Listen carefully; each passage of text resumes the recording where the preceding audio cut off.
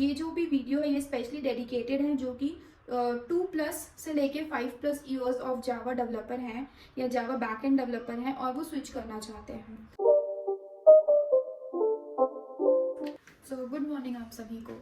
तो जैसे कि हमारे कुछ लास्ट वीडियोस में हमने मतलब बताया था कि अगर आप आईटी में हैं और आप आईटी में आना चाहते हैं या फिर आप 2 इयर्स या 3+ ऑफ ईयर्स ऑफ एक्सपीरियंस है तो आपको जॉब कैसे स्विच करनी है। मतलब हमारे वीडियोस में कमेंट आए थे कि प्लीज़ हेल्प मी, हमें जॉब स्विच करनी है, नहीं हो पा रहा है। तो आज का वीडियो उसी से रिलेटेड होने वाला है और मैं बताऊंगी कि अगर आप 2+ ईयर्स ऑफ एक्सपीरियंसड हैं तो आप कैसे अपना नेक्स्ट जॉब स्विच कर सकते हैं। सो पर्टिकुलरली ये जॉब स्विच होने वाला है as a Java backend developer. तो as a Java backend developer आपको अभी इस समय करंट कि क्या क्या आपको आना चाहिए और मतलब क्या क्या आपको एकदम बेसिक चीज़ें आना चाहिए। तो आप 2+ ईयर्स ऑफ एक्सपीरियंस है तो आप कोई भी अपनी जॉब स्विच कर सकते हैं। सो बेसिकली ये 2 to 5 ईयर्स तक के लिए लागू होगा क्योंकि मैंने अभी रिसेंटली जॉब स्विच की थी। तो मैं हूँ +5 ईयर्स ऑफ एक्सपीरियंस एंड मैंने भी सेम इसी पैटर्न को लेकर पढ़ाई की थी। तो अगर आपको हमारा कंटेंट हेल्पफुल लग रहा है और आपको ऐसे वीडियोस और चाहिए तो प्लीज़ हमारे चैनल को लाइक कीजिए, सब्सक्राइब कीजिए और शेयर कीजिए उन लोगों के साथ जो कि फंसे हुए हैं जॉब स्विच करने के उसमें। तो चलिए शुरू करते हैं। तो सबसे पहले सिंस आप जावा डेवलपर हैं तो आपको जावा का हैंड्स ऑन एक्सपीरियंस होना चाहिए। तो ये मैं एक्सपीरियंस लोगों के लिए बता रही हूँ, ये फ्रेशर लोगों के लिए ये वीडियो नहीं होगी। फ्रेशर लोगों के लिए अलग से डेडिकेटेड वीडियो मैं बनाऊंगी। तो अगर आप जावा हैं तो मतलब आपका बेसिक जो जावा होना चाहिए, जैसे हम कोर जावा कहते हैं, ठीक है, वो आपका हैंड्स ऑन एक्सपीरियंस उस पर अच्छे से होना चाहिए। ठीक है, उसके बाद हम आते हैं, अगर जावा है उसके बाद हमें चाहिए एक फ्रेमवर्क।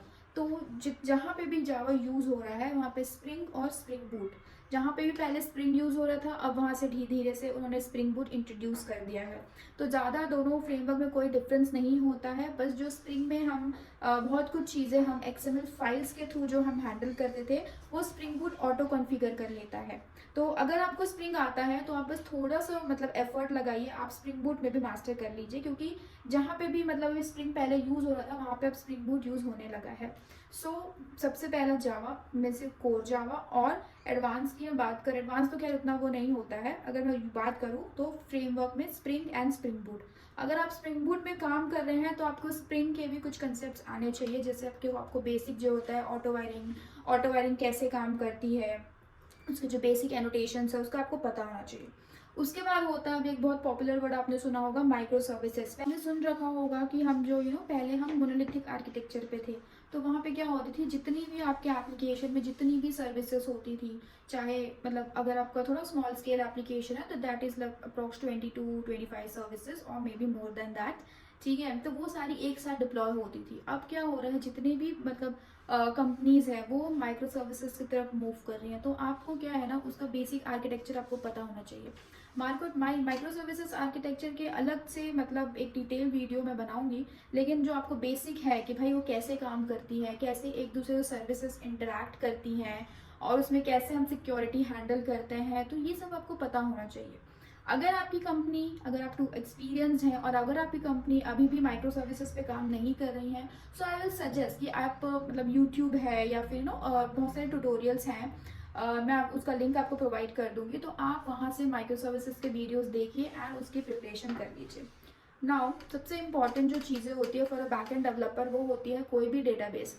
सो डेटाबेस में ज़्यादा वो ना करते हुए आपको बेसिक सी SQL लैंग्वेज आनी चाहिए, जो कि हमारे या तो आप बोल लीजिए ऑरेकल, माइस्क्यूएल, पोस्टग्रेस सबके साथ कंपैटिबल होती है। बस थोड़ा बहुत सिंटैक्स का चेंज होता है, सो दैट इज एडजस्टेबल, लेकिन आपको बेसिक क्वेरीज जो होती है वो सब आपको समझना और लिखना आना चाहिए। सिंस जब से स्प्रिंग बूट आ गया है तो हम क्वेरीज कम लिखते हैं, that is fine, but still आपको समझ में आना चाहिए क्योंकि कभी कभी टाइम ऐसा हो जाता है कि हमें समझना पड़ता है कि क्वेरीज हम क्या लिख रहे हैं। उसके बाद जो आता है वो आता है सर्वर। अब मैं ये नहीं बोल रही हूँ कि आपको सब कुछ आना चाहिए क्योंकि मतलब डिप्लॉयमेंट करना है, लेकिन आपको स्टिल बेसिक चीज़ें होती है जो सर्वर को कैसे वो करना है, चाहे वो टॉमकेट सर्वर हो या जेटी सर्वर हो, ठीक है, तो उसे हैंडल कैसे करना है, क्या उसके बेसिक कमांड होते हैं, कैसे हम अपनी सर्विसेज सर्वर पे डिप्लॉय कर सकते हैं। ठीक है, तो ये सब आपको पता होना चाहिए क्योंकि आप मतलब ऑब्वियसली आप एक्सपीरियंस हैं भाई, तो आपने क्या किया है, तो आपको सर्वर से कैसे कनेक्ट करते हैं, आप लोग वाया टर्मिनल कनेक्ट करते हैं कि वाया पुट्टी कनेक्ट करते हैं, तो वो सब आपको चीज़ें पता होनी चाहिए।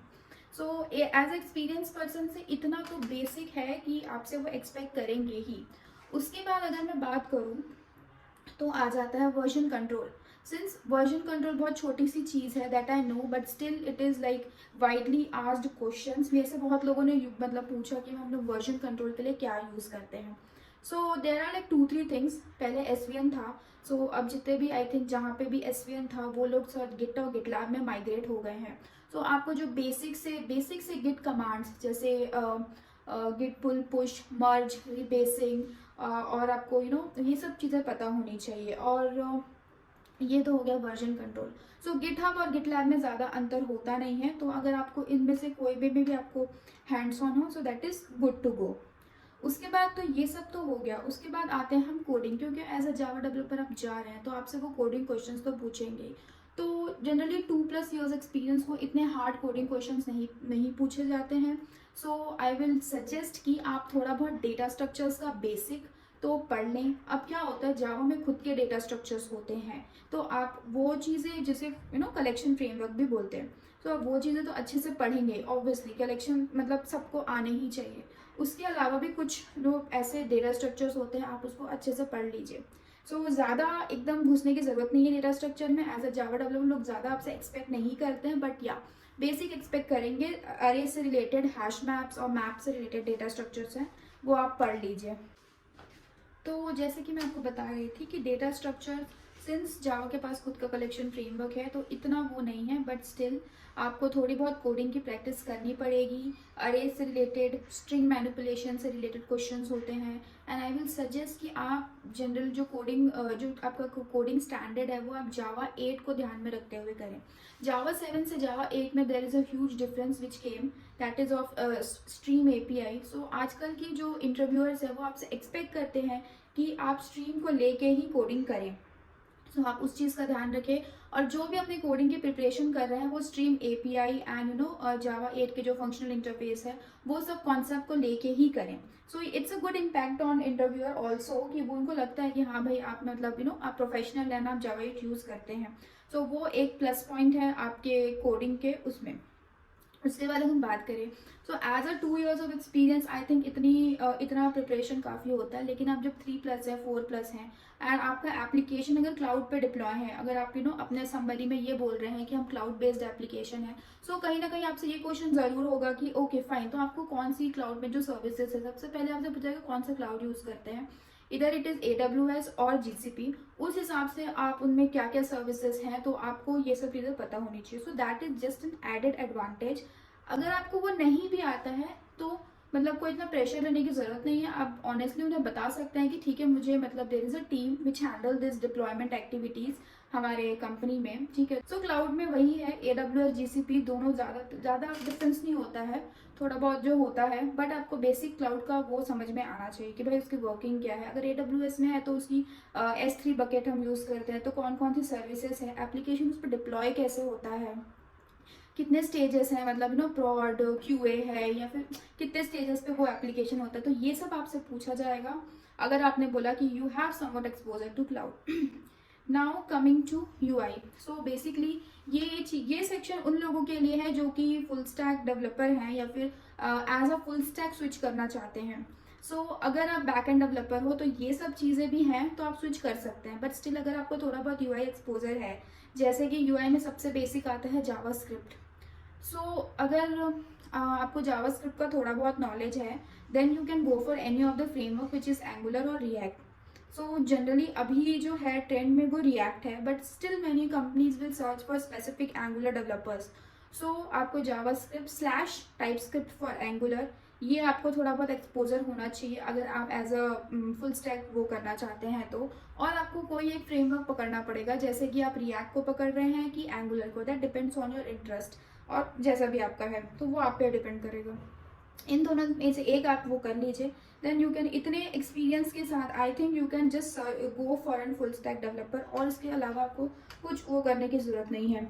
जो थोड़ी बहुत मैंने कोडिंग के बारे में बात की थी, सो उसमें अगर हम ज़्यादा स्पेसिफिक बात करेंगे तो उसमें जो क्वेश्चंस होते हैं वो sorting, searching and string manipulation, इन सब से रिलेटेड क्वेश्चन होते हैं, जो कि और भी बेसिक लेवल की जो सीरीज स्पेसिफिक क्वेश्चन होते हैं जैसे फिबोनाची सीरीज और पैलिड्रोम नंबर स्ट्रिंग्स, तो वो सब क्वेश्चंस आपसे किए जाएंगे। क्योंकि मैंने अभी स्विच किया है लाइक 5+ में, तब भी मुझसे ये सब क्वेश्चन पूछे गए। हालांकि हम ये सब क्वेश्चंस नेग्लेक्ट कर देते हैं कि यार ये तो बहुत बेसिक है, ये कौन पूछेगा, बट स्टिल यही सब जो लॉजिक है, ये लॉजिक बिल्डिंग होता है, वो बेसिक चीज़ों से होता है। ठीक है, तो अगर आप ये सब क्वेश्चन एकदम प्रो की तरह आंसर कर रहे हैं तो भाई ये तो आपका सिलेक्शन हो ही जाना है। उसके बाद there are some website link जो कि हम इसके डिस्क्रिप्शन में शेयर कर देंगे, तो आप वहाँ से वहाँ से आप ट्यूटोरियल्स, जैसे कि जावा के लिए एक है जावा टी पॉइंट करके, सो मुझे लगता है कि वो सबसे बेस्ट है वेबसाइट जावा प्रिपेयर करने के लिए, बिकॉज द लैंग्वेज उस पर यूज़ की गई है दैट इज़ लाइक वो आपको बहुत जल्दी एब्जॉर्ब हो जाएगी।